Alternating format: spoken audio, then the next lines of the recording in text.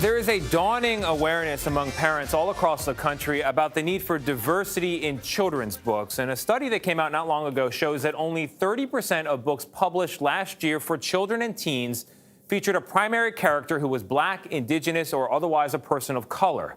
Compare that to the way America actually looks.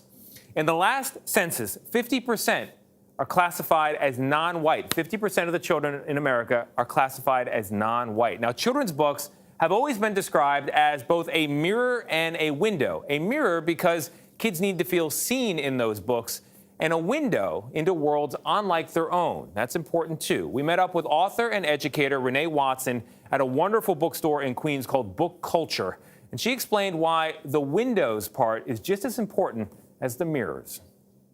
We have this girl who lives in Portland, Oregon, like me, so I connected. I knew those streets that she was playing on and the library she was visiting.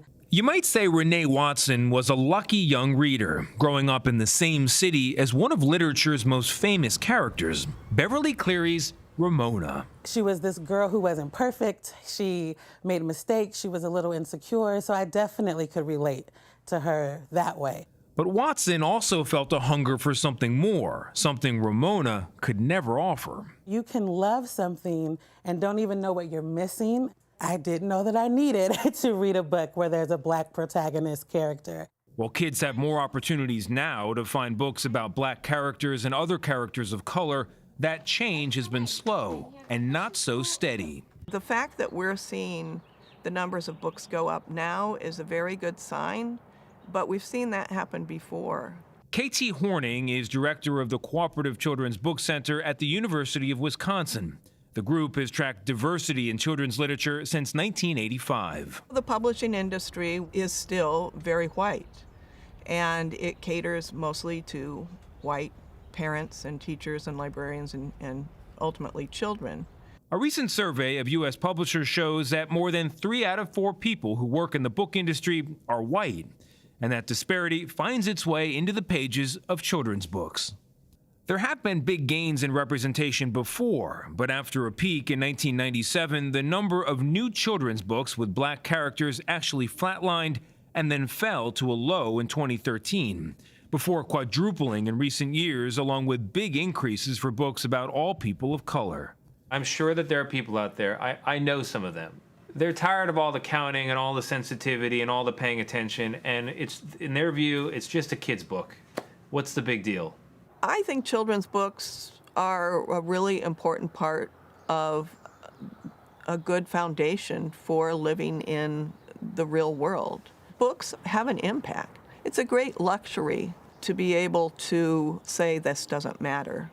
A good book is a friend to a child. It is opening up their world, of course. But it's also, I think, planting seeds in them that you want to nurture and grow over that child's life. Renée Watson has not only witnessed the surge in diverse books, she helped create it as a best-selling author. Her latest book, Ways to Grow Love, is part of a series about another little girl from Portland. Ramona Quimby, meet Ryan Hart. I'm really proud to be a part of a legacy where young people can read and find themselves and find other people and feel comforted and learn.